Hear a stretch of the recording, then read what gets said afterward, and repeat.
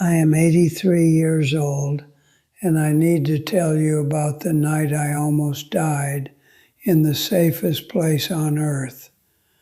Not a war zone, not a hospital, not the back of an ambulance racing through traffic. I almost died standing barefoot on Italian marble in the foyer of my third mansion at 3:17 in the morning, staring at a home security panel that glowed blue like the face of something alien and cold. The screen read 2 words, "All secure," and I couldn't breathe. My feet were bare on stone that cost more per square foot than most people's rent. The house was 12,000 square feet of absolute silence. No television, no music, no voice calling down from upstairs asking if I was okay. Just the low electronic hum of that panel and the sound of my own breathing getting faster and shorter and more ragged until it didn't sound like breathing anymore. It sounded like an animal caught in something. I pressed my fingers against the glass of that panel. It was cold. Everything in that house was cold. I had made $40 million by then, and I am telling you now, at 83, with nothing left to sell you and no reason left to lie, that money almost killed me. Not through drugs, not through reckless living, not through the excess everyone warned you about, through emptiness, through a silence so total it has weight, through building a fortress so perfect that nobody could get in, and then realizing, at 3:17 a.m., with my chest caving in on itself, that I couldn't get out. If you think wealth is a fortress, you're right. You just don't realize you're building it around yourself. Let me go back. Let me take you to where the lie started, because that's the only honest thing I can do now. I was 23 in a studio apartment that smelled like mildew and gas station pizza. 5 of us on the floor. No furniture worth mentioning. A couch we'd pulled off someone's curb, and a coffee table made from a door balanced on milk crates. And I remember laughing. I remember laughing so hard my ribs ached, about something so stupid I can't even recall what it was. Marcus was there, smelling like Marlboro Reds and cheap beer. Dana was there, cross-legged, telling some story about her boss that had us all in tears. I smelled like drugstore cologne and ambition. I had $700 in my bank account and 5 people who would have driven across the state at 2 in the morning if I'd called. But I had a belief, a lie I carried like a compass. I told myself, once I'm rich, everyone I love will be safe. I'll never have to feel afraid again. Money is the wall between me and everything bad. And I believed it the way a drowning man believes in the surface, completely, desperately. My rise was fast. Tech startup, angel funding from a guy I met at a conference who liked the way I talked more than what I was actually saying. First million by 29. And the moment that money hit, I started upgrading. The apartment went first, then the car, then, and I need you to hear this part, the people. I got a new apartment, and Marcus came over once. He sat on my new leather couch with his work boots still dirty, and I remember looking at the scuff marks on the cushion after he left. I didn't call him back the next week, or the week after that. It wasn't a fight. It wasn't dramatic. I just started telling myself I'd outgrown him. I called it raising my standards. I called it aligning with my new trajectory. I was 29 years old, using words like trajectory to describe why I stopped answering the phone for the man who once drove 40 minutes in a snowstorm to bring me soup when I had the flu. I bought my first luxury car, black interior. The leather smelled brand new, clean, expensive, like potential. And I remember pulling out of the dealership thinking, this is it. This is the smell of making it. That smell replaced something, though. It replaced the cigarette smoke that used to cling to Marcus's jacket when he'd lean over and say, "You're gonna make it, man. I'm telling you."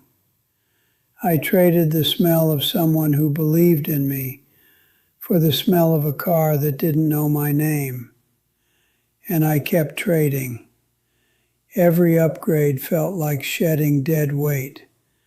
Every new circle felt sharper, more polished, more useful. I didn't notice I was pruning away every person who loved me for free. I thought I was building something.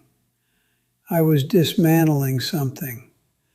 I just couldn't tell the difference because the wreckage was so quiet. Now let me tell you about the night everything broke. And I need to go slow here because this is the part I've replayed 10,000 times, and it still cuts the same way every single time. I closed on the third house on a Tuesday, 12,000 square feet, 6 bedrooms, a wine cellar, a home theater, a pool that overlooked a hill where you could see city lights twinkling like something out of a movie. The realtor shook my hand and said, "Congratulations." And I remember his cologne was too strong and his smile was too wide, and I wanted him to leave so I could stand in my house alone. And he did leave, and I was alone. I walked room to room. My footsteps echoed on Italian porcelain tile. Not the soft sound of sneakers on carpet or boots on linoleum, the kind of floors I grew up with. This was a sharp, clean sound. Click, click, click. Each step bouncing off walls and coming back to me like a question I didn't want to answer. I armed the security system, all 47 zones, every window, every door. Every point of entry sealed.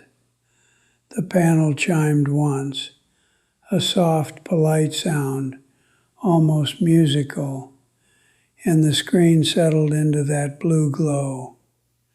All secure. And then silence. Not quiet, silence.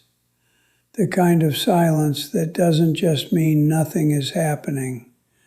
The kind that means nothing is here, nothing alive, nothing warm, nothing breathing except you. I walked into the kitchen, custom Calacatta marble countertops, a stove I didn't know how to use, a refrigerator with nothing in it, and I sat down on that kitchen floor. The marble was so cold it shocked my palms.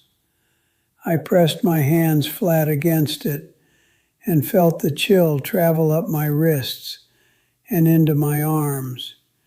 And I thought, I should call someone. I picked up my phone. 1,200 contacts. I scrolled. Business partners, investors, lawyers, assistants, PR people, event coordinators, 1,200 names, and I could not find a single person who would come sit on this cold marble floor with me, the way 5 people once sat on stained linoleum, eating gas station pizza and laughing about nothing, not one. That's when the panic attack started. It didn't announce itself, it just arrived, like something had been waiting in the walls of that house for me to finally sit still long enough to notice it. My chest tightened first, then my vision narrowed, like the room was pulling away from me through a tunnel. The blue glow of the security panel in the foyer, I could see it from the kitchen, pulsing gently, steadily, like a medical monitor tracking a heartbeat that was failing. I tried to stand and couldn't. My legs wouldn't hold. I crawled toward the front door. My hand slipped on the tile. I reached the foyer and tried to disarm the system, but my fingers were shaking so badly I couldn't hit the numbers. I kept pressing the wrong code. The panel beeped. Error, error, error. And each beep echoed through that vaulted ceiling and came back down on me like a judgment. And then I was on the floor of the foyer crying. Not quiet tears, sobbing. The kind of sound that comes from somewhere behind your ribs, somewhere you didn't know existed until it breaks open. And the sound bounced off every wall and every ceiling and every empty room in that 12,000 square foot house, and came back to me, and I heard it clearly. One man, alone, in a monument to his own isolation. The regret didn't come as a thought, it came as a knowing, a full body recognition. I didn't lose those people. I didn't drift from them. I installed security systems against them. I upgraded them out. I rezoned my life until there were 47 sealed entry points and not a single human being left inside the perimeter. I still own that house. I'm 83 now, and I still walk through it some nights. The panel still blinks, all secure, every single night. And every single night it reads like a taunt, like a diagnosis, like the universe's driest, cruelest joke, written in blue light on a wall in a foyer where nobody stands but me. I walk room to room some evenings. The guest bedroom has Egyptian cotton sheets that have never been slept in, not once. I decorated that room for guests I never invited, for people I'd already cut away. The dining table seats 14. I have never sat at it, not once. I eat standing at the kitchen counter, usually something I can hold in one hand, staring at the window and seeing my own reflection staring back. I tried to go back. Years later, I tried. I called Marcus. The number was disconnected. I called Dana. Disconnected. I found another old friend through social media, someone from that linoleum floor. He answered on the third ring, and when I said my name, there was a silence. Not the house kind, a human kind, the kind that's full of something. And then he said, "Man, I don't even know who you are anymore." And the call ended. That flat digital tone, that tiny beep of disconnection. It sounded exactly like the security panel's chime. Exactly. That panel is my only companion now.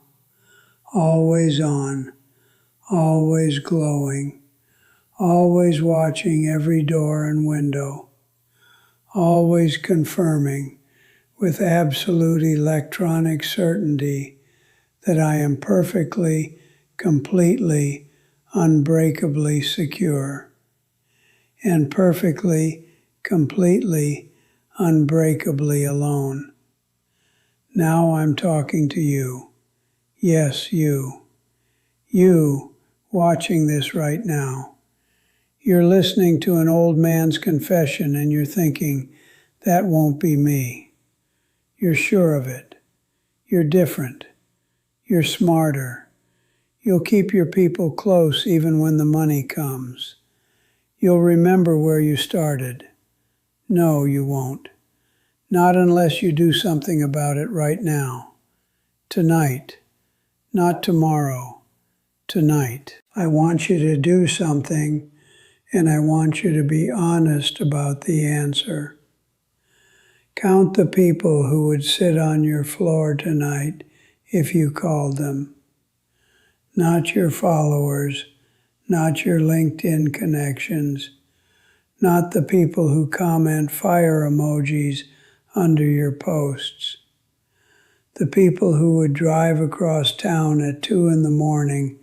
and sit on your floor and stay. Count them. Say the number out loud. If that number is low, you are already building the house I built. You are already arming the system.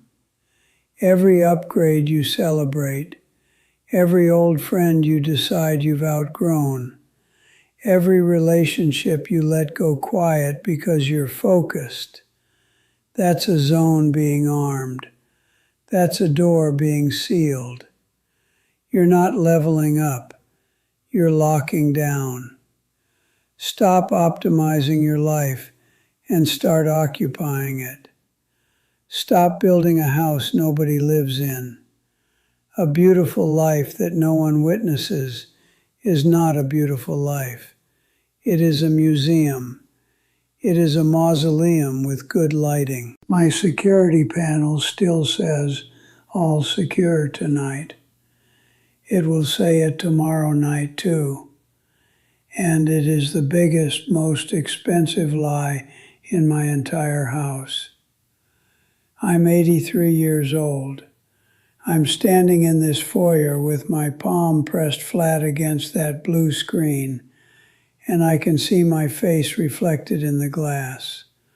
Older, tired, awake, finally awake. Protect something that matters, not something that echoes.